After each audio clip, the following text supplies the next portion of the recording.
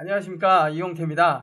이번 시간에는 재질을 생성하고 설정을 한 후에 적용을 해주는 매터리얼에 대해서 살펴보도록 하겠습니다. 매터리얼은 오브젝트에 재질을 입혀주는 역할을 하는데요. 오브젝트의 표면에 색을 입히고 주변의 환경이 오브젝트에 반사되게 할 수 있으며 때론 질감과 유리잔처럼 투명하고 굴절되는 모습을 표현을 할 수도 있습니다. 3D Max에서는 이와 같은 재질 작업을 두 가지 방식으로 설정을 해줄 수가 있는데요. 이제부터 재질 편집을 위한 매터리얼에 대해서 살펴보도록 하겠습니다. 자, 먼저 오브젝트를 만들어 볼까요? 바닥을 먼저 만들어 봅니다. 플레인을 선택을 한 후에 자, 이렇게 바닥을 만들어 주고요. 크기를 조금만 더 키워 볼까요? 됐습니다. 바닥을 만들어주기 위해서는 주로 플레인 오브젝트를 사용을 한다는 거 기억하시고요. 바닥 위에 티포트를 하나 만들어 볼까요? 티포트를 하나 이렇게 만들어 줍니다. 위치는 앞쪽으로 살짝만 이렇게 빼주고요. 됐습니다. 자, 이제 티포트와 바닥에 재질을 적용을 해보도록 하겠습니다. 재질을 적용하기 위해서 매터리얼 에디터를 사용을 하는데요. 3D Max에서는 두 가지 형태의 매터리얼 에디터를 제공을 합니다. 자, 위쪽에 있는 매터리얼은 컴팩트 방식으로 매터리얼을 설정을 해주는 고전 방식이고요. 자, 그리고 아래쪽에 있는 슬레이트 매터리얼은 노드 방식으로 사용이 됩니다. 간편하게 사용을 하기 위해서는 컴팩트 방식을 사용하고요. 조금 복잡하게 느껴지지만 보다 입체적으로 설정을 하기 위해서는 슬레이트 방식을 사용을 하면 될 것입니다. 기본적으로는 슬레이트 매터리얼 방식을 사용을 하게 되겠고요. 선택을 해보면 슬레이트 매터리얼 에디터가 이렇게 나타나는데요. 지금의 이 에디터를 통해서 여러분들이 우리가 원하는 재질을 설정을 하고 적용을 해줄 수가 있습니다. 처음부터 노드 방식의 슬레이트 매터리얼을 사용한다는 것은 매터리얼에 대한 두려움을 가질 수 있기 때문에 보다 간편한 컴팩트 매터리얼 방식 먼저 살펴보도록 하겠습니다. 컴팩트 매터리얼 방식은 고전 방식으로서 이와 같은 간단한 구조로 설정을 해줄 수가 있습니다. 물론 지금 열려있는 컴팩트 매터리얼과 노드 방식의 슬레이트 매터리얼은 우리가 원하는 재질을 표현을 해주는 것은 동일하기 때문에 두 가지 방식을 사용을 해보고요. 여러분이 편한 방법을 이용을 하면 되겠죠.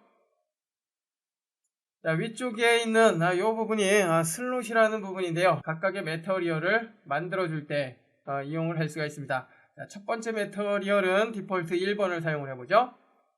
1번의 이름은 주전자에 적용을 할 것이기 때문에 주전자 혹은 티포트로 해줍니다. 주전자, 저는 주전자라는 이름을 사용을 했고요. 그리고 아래쪽에 보면 매터리얼 방식이 있는데요. 일반적으로 블린을 많이 사용을 하고요. 금속 재질을 표현하기 위해서는 메탈, 물론 블린을 통해서도 메탈 효과를 만들어 줄 수 있지만 아무래도 메탈보다는 다소 느낌이 떨어지죠. 그리고 여러 개의 레이어를 통해서, 즉 색상 채널을 통해 사용하는 멀티 레이어, 그 밖에 다양한 방식이 있습니다. 여기서 주로 블린을 사용을 하고요. 그리고 메탈, 멀티 레이어 세 가지 방식을 주로 사용을 하게 됩니다. 이번엔 블린을 선택을 했고요. 우측에 보면 와이어와 투사이드, 페이스맵, 그리고 페이스티드가 있는데요. 여기에서는 오브젝트의 모양을 와이어 형태로 보여주는 와이어를 사용할 경우가 있겠고요. 그럼 이와 같이 망사처럼 이렇게 나타납니다.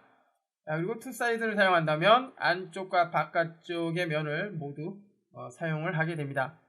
3D Max에서는 오브젝트의 데이터를 최소화하기 위해서 보여지는 면만 표현이 되는데요. 만약 지금의 이 티포트를 안쪽으로 들어가 보면 안쪽에 면은 있지만 실제로는 표현이 되지 않습니다. 오브젝트의 데이터를 줄이기 위해서 사용이 되는 것이기 때문에 뭐 일반적으로는 보이는 겉면만 사용을 하게 되는데요. 상황에 따라서는 안쪽 면도 사용을 할 경우가 있습니다. 그럴 경우엔 투사이드 이용을 하면 됩니다. 아래쪽으로 내려와서 앰비언트와 디퓨전은 오브젝트의 색상을 설정을 해줄 수가 있습니다. 두 개는 현재 열쇠 모양으로 연결을 시켜 놨기 때문에 앰비언트와 디퓨즈 어느 하나의 색상을 바꿔주면 같이 바뀌어지게 됩니다. 자, 주전자의 색깔을 어떤 색으로 해볼까요? 예쁜 핑크색으로 한번 해볼까요? 자, 핑크색으로 해봅니다. 오케이, 됐죠? 그리고 아래쪽에 스페큘러는 빛이 표면에 반사됐을 때의 색깔을 설정을 해줄 수가 있습니다. 뭐 일반적으로는 흰색을 많이 사용을 하겠고요. 빛의 색깔이나 그 밖의 상황에 따라서 스페큘러의 색깔은 바뀌어질 수 있습니다. 그리고 스페큘러 하이라이트는 스페큘러 효과에 그 강도와 범위 설정을 해줄 수가 있습니다. 스페큘러 레벨을 조절해 보면 이처럼 강도가 높아지는 것을 알 수가 있고요. 그리고 글러스니스를 설정을 한다면 스페큘러 하이라이트의 면적이 조절이 되는 것을 알 수가 있습니다. 오브젝트의 모양이나 상황에 맞게 적절하게 설정을 해주면 되겠고요. 그리고 오페시티는 투명도에 대한 설정을 해줄 수가 있습니다. 100%였을 때는 완전히 불투명하고요. 그리고 50%라면 반투명하게 이렇게 바뀌어집니다. 투명한 재질을 표현할 때 효과적으로 사용이 되고요. 자, 그리고 각 옵션 우측에 보면 이렇게 박스가 있는데요. 이 박스는 해당 옵션의 매핑 효과를 설정을 할 때 사용이 됩니다. 여기서 매핑은 매터리얼의 색깔만 사용하는 것이 아니라 무늬가 있거나 어떤 그림이 있는 이미지 파일을 불러와서 매터리얼로 사용을 하기 위해서 사용이 됩니다. 즉 오브젝트 표면에 무늬를 입힐 때 사용이 된다고 이해를 하시면 됩니다. 자, 그리고 아래쪽으로 내려와서 익스텐드 파라미터에서는 투명 효과에 대한 세부 설정을 해줄 수 있고요. 그리고 맵으로 들어가 보면 맵 효과를 설정할 수 있는 다양한 옵션들이 있습니다. 맵 효과는 매핑 작업을 하기 위해서 아주 많이 사용이 되는 그런 기능이기 때문에 이 부분은 확실하게 이해를 해둬야지 우리가 여러분이 원하는 매터리얼 소스를 만들어 줄 수가 있습니다. 기본적으로 이와 같은 형태로 매터리얼을 만들어 주는데요. 이제 세부 설정에 앞서 지금 첫 번째 슬롯에 있는 주전자라는 이름의 매터리얼을 주전자에 적용을 해보도록 하겠습니다. 클릭 드래그해서 주전자에 갖다 놓을 수도 있고요. 적용하고자 하는 오브젝트 먼저 선택을 한 후에 Assign Material to Selection 버튼을 클릭해서 적용을 할 수도 있습니다. 그러면 적용이 된 것을 알 수가 있고요. 적용된 결과는 렌더를 통해서 확인할 수가 있고요. 자, 현재의 주전자 재질은 뭐 반사 재질도 없고요. 뭐 그 밖에 아주 단순한 형태의 재질만 사용이 되고 있습니다. 자, 여기에서 반사 재질을 사용을 하기 위해서 맵으로 이동을 해 봅니다. 반사 재질을 사용하기 위해서는 리플렉션을 사용을 하는데요. 리플렉션 체크. 우측의 어마운트 값은 리플렉션, 즉 반사되는 그 강도를 설정을 해줄 수가 있습니다. 현재는 100%로 되어 있는데요. 100%는 유리와 같은 100% 반사 효과를 표현할 때 사용되고요. 자, 반사 재질을 사용을 하기 위해서는 맵이라는 것을 필요로 하는데요. 일단 리플렉션의 맵에 해당이 되는 None 버튼을 클릭합니다. 자, 그러면 세부 설정할 수 있는 매터리얼 맵 브라우저가 열리고요. 기본적으로 비트맵이 선택이 되어 있는데요. 비트맵은 외부에서 이미지 파일을 적용할 때 사용이 됩니다. 작업을 하다 보면 이 부분은 많이 사용을 하기 때문에 작업을 하다 보면 충분히 이해를 할 수 있고요. 자, 아래로 내려와서 레이 트레이스 그리고 리플렉트와 리프렉트가 있는데요. 반사 재질을 표현하기 위해서는 주로 이 두 가지 방식을 사용을 하는데요. 그 중에서 레이 트레이스를 가장 많이 사용을 합니다. 자, 레이 트레이스를 적용해보죠. 더블 클릭하거나 선택을 하고 OK 버튼을 클릭합니다. 자, 그러면 이와 같이 바뀐 것을 알 수가 있고요. 자, 적용된 모습은 자동으로 업데이트가 되기 때문에 렌더를 통해서 확인해 봅니다. 확인해 보니까 바닥의 면이 주전자의 표면에 이렇게 비춰지는 것을 알 수가 있습니다.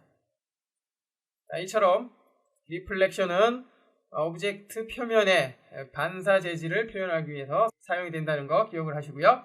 리플렉션에 레이 트레이스를 적용하면 이처럼 세부 설정을 할 수 있는 창이 나타나는데요. 여기서 중요한 것은 백그라운드입니다. 백그라운드는 표면에 비춰지는 주변의 환경을 설정해 줄 수가 있는데요. 가령 주변에 나무가 있고 구름이 있고 하늘이 있고 기타 다양한 오브젝트가 있다고 가정을 했을 때 그 주변의 환경이 리플렉션이 적용된 이 오브젝트 표면에 비춰진다면 보다 사실적이고도 생동감 넘치는 그런 결과를 얻을 수가 있는데요. 자, 방식은 세 가지 방식으로 사용이 됩니다. Use Environment Setting은 환경 맵을 통해서 설정된 그 이미지의 모습이 비춰지도록 해주는 방식이고요. 자, 그 다음에 아래쪽에 컬러는 단순히 색상을 표현하기 위해서 사용이 됩니다. 일반적으로 사용하지 않죠. 자, 그리고 직접 외부에서 직접 이미지를 불러와서 적용하는 방식이 있는데요. 넌을 클릭하고요. 그리고 위로 이동을 한 후에 비트맵을 더블 클릭합니다. 자, 여기에서 이미지를 불러와서 적용을 해주면 되는데요. 본 강좌의 학습 자료 폴더를 보면 이렇게 다양한 이미지 맵 소스가 있습니다. 자, 여기에서 환경 맵으로 사용할 파일을 불러오면 되는데요.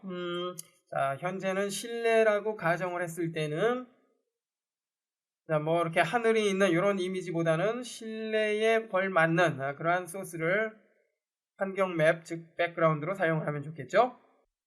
자, 그 중에서도 스튜디오에서 촬영을 한다고 가정을 한다면 이와 같이 조명 모양의 맵 소스를 이용을 하면 좋습니다. 선택을 해주고요. 오픈. 자, 그러면 매터리얼의 표면에 조명이 이렇게 비춰지는 것을 알 수가 있습니다. 적용되는 순간 적용된 맵 소스를 세부적으로 설정을 해줄 수 있는 상태로 바뀌었는데요.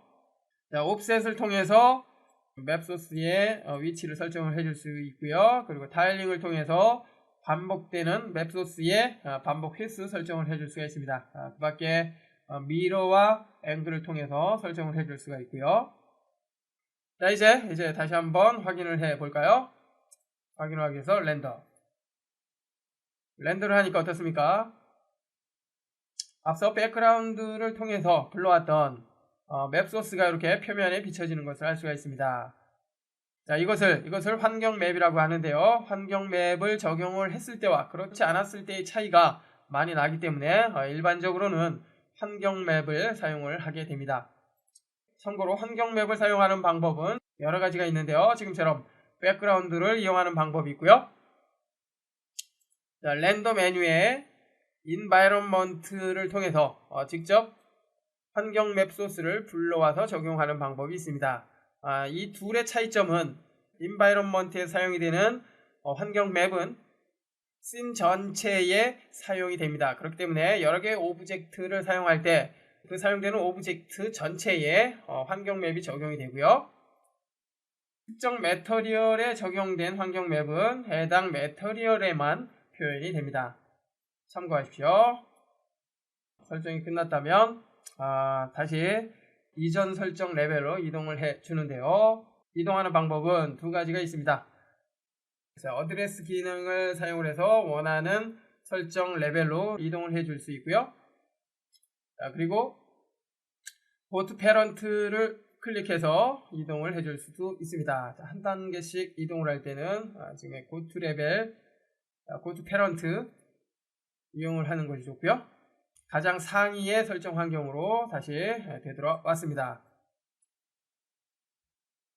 자, 매터리얼 에디터에서는 여러 개의 기능들이 사용이 되는데요. 우측에 있는 기능들이 있는데요. 실제 적용되는 매터리얼과는 상관은 없지만 한 번씩 살펴보시고요.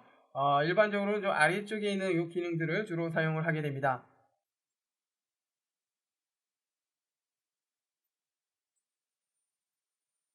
맵 설정 환경으로 다시 이동을 해주고요. 여기서 주요 옵션에 대해서 간략하게 살펴봅니다. 오페스티는 오브젝트의 매터리얼의 투명도를 설정을 하기 위해서 사용이 되는데요. 뭐 유리와 같은 질감을 표현할 때 사용을 하겠죠. 그리고 범프는 울퉁불퉁한 그런 느낌을 표현할 때 사용이 됩니다. 동전의 부각을 표현하거나 사람의 피부와 같은 울퉁불퉁한 그러한 느낌, 그리고 섬유의 결이라고 하나요? 그러한 결을 표현할 때도 지금의 범프 사용을 하게 됩니다. 그리고 아래쪽에 리프렉션이 있는데요. 리프렉션은 투명한 유리자리나 구슬과 같은 그러한 재질을 만들 때 굴절 효과를 표현할 때 사용이 됩니다. 자, 우리가 와인잔을 통해서 사물을 보면 사물이 똑바로 보이지 않죠? 약간 이렇게 굴곡이 있는 형태로 보입니다. 그리고 구슬을 통해서 사물을 봐도 그와 같은 모습으로 표현이 되죠. 물을 표현할 때도 비슷한 형태로 표현을 할 수가 있습니다. 자, 그리고 아래쪽에 있는 디스플레이먼트는 오브젝트를 다양하게 왜곡을 할 때 표현이 되는데요. 물의 표면을 표현할 때 유용하게 사용이 됩니다.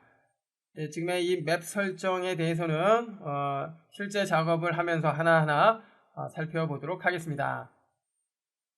계속해서 이번에는 바닥을 표현을 해보도록 하겠습니다. 바닥을 표현하기 위해서 이번엔 컴팩트 매터리얼 에디터가 아니라 노드 방식의 슬레이트 매터리얼 에디터를 사용을 해보죠. 처음 하시는 분들은 다소 복잡하게 느껴질 수도 있겠지만 역시 계속 작업을 해본다면, 계속 사용을 해본다면 지금의 노드 방식이 더 편할 수도 있습니다. 물론 노드 방식은 이렇게 많은 영역을 차지하고 있기 때문에 다소 불편한 점은 있죠. 조금 키워주고요. 자, 이번에는 두 번째 슬롯을 사용을 해봅니다. 두 번째 슬롯. 두 번째 슬롯을 더블 클릭하거나 이렇게 끌어다가 뷰 영역으로 갖다 놓습니다. 메소드는 인스턴트로 할 것인지 카피로 할 것인지 선택을 해줄 수가 있는데요. 현재는 두 번째 슬롯의 매터리얼이 기본 상태이기 때문에 뭐 아무거나 해도 상관이 없겠죠. 자, OK 해서 적용이 됐고요. 자, 내비게이션을 통해서 작업 위치를 설정을 해줄 수 있고요. 그 다음에 뷰에서 마우스 휠을 회전을 해서 확대 축소해 줄 수도 있습니다. 적용된 2번 디폴트 매터리얼을 더블 클릭하면 우측에 세부 설정을 할 수 있는 환경이 이렇게 나타나고요. 자, 역시 매터리얼 이름 바닥이라고 지정을 해줍니다. 됐고요. 그 다음에 형식은 불린으로 그냥 사용을 하고요. 바닥으로 사용할 것이기 때문에 디퓨즈의 맵 소스가 필요하겠죠. 현재 사용할 바닥은 단순히 어떤 색상으로만 이루어진 것이 아니라 나무 무늬의 바닥을 만들어주기 위해서입니다.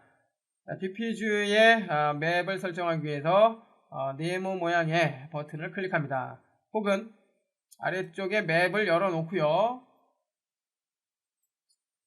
디퓨즈 컬러의 맵 넌 버튼을 사용을 해도 되겠고요. 자, 여러분이 편한 방법 사용을 하면 되겠죠. 자, 이번에는 디퓨즈의 위쪽에 있는 디퓨즈에 직접 맵을 적용을 해봅니다. 넌 비트맵을 더블 클릭한 후에 맵 소스로 사용할 파일을 불러옵니다. 자, 요 나무 무늬로 할까요? 자, 아니면 아래쪽으로 한번 이동을 해서 적당한 게 있나요? 우드라는 게 있네요. 자, 우드를 사용을 해봅니다. 이번엔. 자, 우드 오픈. 자, 그럼 적용이 됐고요. 적용된 모습은 이렇게 M 표시가 납니다. 자, 바닥을 그냥 단순히 반사 재질이 없는 나무 바닥으로 사용하고자 한다면 그냥 이대로 사용하면 되겠지만 만약 반사 재질이 있다면 스페큘러 필요하겠죠? 자, 스페큘러 레벨 조금 올려주고요. 범위 조금만 줄여줍니다. 자, 일단 이 정도까지만 해주고요. 자, 아래로 내려와서 반사 재질을 표현하기 위해서 즉 광택을 표현하기 위해서 리플렉션 체크. 자, 그리고 넌을 선택을 합니다. 자, 여기에서는 자, 레이 트레이스 사용을 해줘야 되겠죠? 더블 클릭해서 적용을 합니다. 조금 이동을 해보면, 자, 현재 바닥이라는 매터리얼에 디퓨즈 컬러의 비트맵이 적용이 됐고요. 그리고 리플렉션이 적용이 된 것을 알 수가 있습니다. 자, 이와 같이 슬레이트 매터리얼 에디터는 노드 방식으로 우리가 설정을 할 수 있기 때문에 컴팩트 매터리얼 방식과는 차이가 있죠. 자, 여기서 가령 적용된 맵을 수정하고자 한다면 이름을 더블 클릭한 후에 비트맵 경로를 바꿔주면 되겠죠. 그래서 원하는 경로로 이렇게 바꿔줄 수 있습니다. 자, 다시 원래대로 되돌아가죠. 컨트롤 Z. 원래대로 되돌아갔고요. 그리고 또한 빈 곳에 맵 소스를 만들어줄 수도 있는데요. 팝업 메뉴가 나타나면 맵, 비트맵. 자, 그리고 원하는 파일을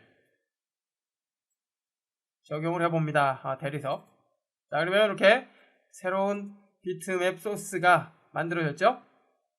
자, 이렇게 여러 개의 소스를 만들어 놓은 후에 오른쪽에 있는 아웃풋을 드래그해서 이렇게 바꿔준다면 앞서 적용이 됐던 비트맵 소스는 지금의 비트맵 소스로 대체가 됩니다. 뭐 이런 식으로 설정을 하는 방식이 슬레이트 방식이죠.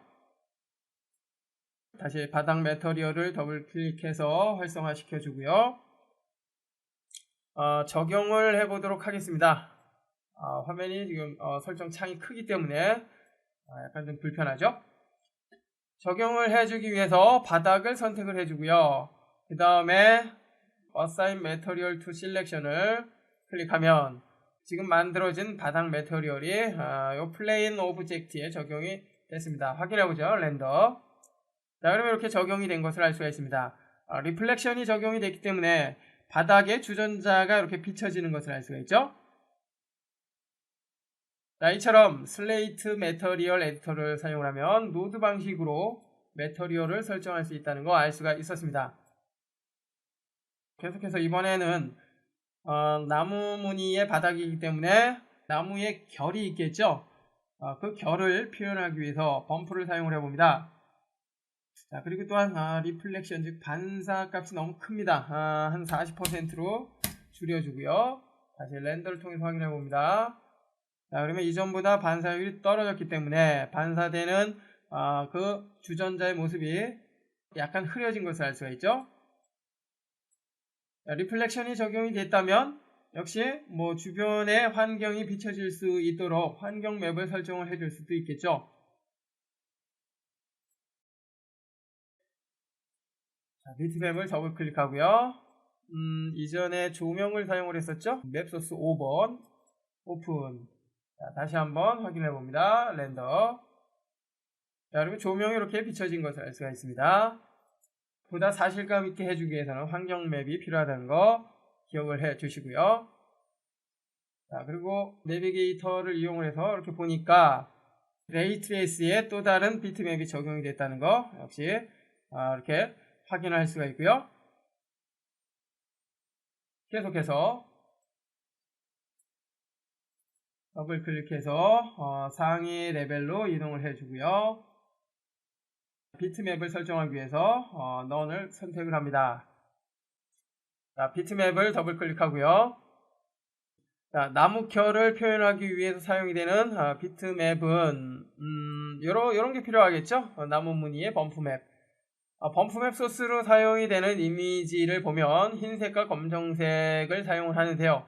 흰색은 돌출이 되는 영역, 그리고 검정색은 안으로 들어가는 그러한 영역으로 사용이 됩니다. 자, 그렇기 때문에 원래 원본 소스로 사용을 했던 그 이미지 소스를 그대로 사용하는 것이 좋지만 지금처럼 컬러로 사용하면 비트맵이 섬세하게 표현이 되지 않기 때문에 지금의 영역을 포토샵으로 불러와서 흰색과 어두운 경계를 뚜렷이 한 후에 별도의 파일을 만들어서 사용하는 것이 좋습니다. 포토샵이 실행이 됐고요. 아까 우드 소스를 불러와서 비트맵 소스로 한번 만들어 봅니다. 여기 있죠? 적용이 됐고요. 이미지의 어저스먼트, 흑백으로 먼저 바꿔볼까요? 디세츄레이트, 혹은 블랙 앤 화이트 이용을 해도 되겠고요. 자, 흑백으로 먼저 바뀌었습니다. 자, 그 다음에 어저스먼트에 레벨을 사용을 해봅니다. 자, 레벨을 사용을 해서 밝은 부분은 더 밝게, 어두운 부분 더 어둡게 해서 자, 이렇게 음영의 차이를 확실하게 해줍니다. 됐나요? 오케이. 자, 이 정도로 일단 해봅니다. 자, 그 다음에 별도의 파일로 만들어 봅니다. Ctrl Shift S 키를 눌러서 별도의 파일을 만들어 주는데요. 우드의 범프 맵이죠. 범프 맵이라는 이름으로 저장을 해 봅니다. 저장. 다시 3D Max로 이동을 합니다. 자, 이동이 됐고요. 포토샵에서 만든 우드 범프 맵이 이렇게 표현이 됐습니다. 이제 요거를 사용을 해보죠. 선택을 하고 오픈. 적용이 된 상태이고요. 세부 설정을 하기 위해서는 범프 맵으로 들어가면 되겠죠. 자, 여기에서 역시 범프 맵의 간격, 사용 개수 등을 설정을 해줄 수가 있고요.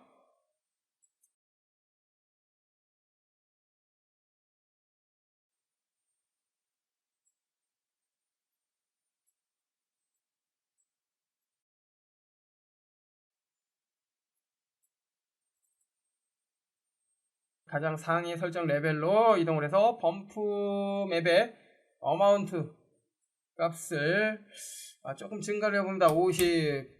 그러면 나무의 결이 더욱 거칠어지겠죠? 자, 이제 설정이 끝났기 때문에 다시 한번 렌더를 통해서 확인해 보면 어떻습니까? 이 바닥의 표면이 이전과는 다르게 울퉁불퉁한 나무 질감으로 이렇게 바뀐 것을 알 수가 있습니다. 이와 같은 방법을 통해서 오브젝트의 재질을 적용을 해줄 수 있다는 거 알 수가 있습니다. 3D Max에서는 두 가지 방식으로 매터리얼 작업을 할 수 있다는 거 알 수가 있었고요.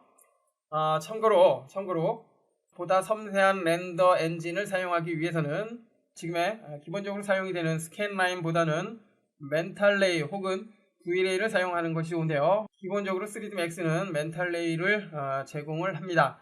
한번 살펴봅니다. 창을 닫고요. 렌더 셋업으로 들어가 봅니다. 렌더 셋업으로 들어갔고요. 보다 자세한 렌더 셋업은 해당 강좌, 본 강좌의 마지막 강좌죠. 거기서 다시 한번 살펴보기로 하고요. 커먼드 탭에서 아래쪽으로 이동을 해봅니다. 그리고 어사인 렌더를 열어주고요. 프로덕션을 기본적으로 사용되는 스캔 라인이 아니라 엔비디어 멘탈 레이로 바꿔봅니다. 멘탈 레이를 사용하면 스캔 라인보다 보다 좋은 품질의 결과물을 만들어 줍니다. 물론 멘탈 레이를 사용하기 위해서는 엔비디어 엔진을 사용하는데요. 엔비디아 칩이 사용이 된 그래픽카드를 사용할 때 지금의 멘탈 레이를 사용을 할 수가 있습니다. 참고하시고요. 이제 렌더 엔진이 멘탈 레이로 바뀌었기 때문에 렌더를 통해서 확인을 해봅니다.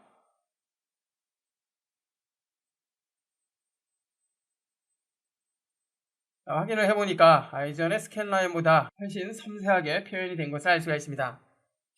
특히 반사 재질을 사용할 경우에는 멘탈 레이를 사용을 해야지 보다 사실적이고 생동감 있는 그런 결과를 만들어 줄 수 있다는 거 참고를 하십시오. 이번 시간에는 오브젝트의 재질을 설정을 하고 적용을 해주는 매터리얼에 대해서 살펴봤습니다.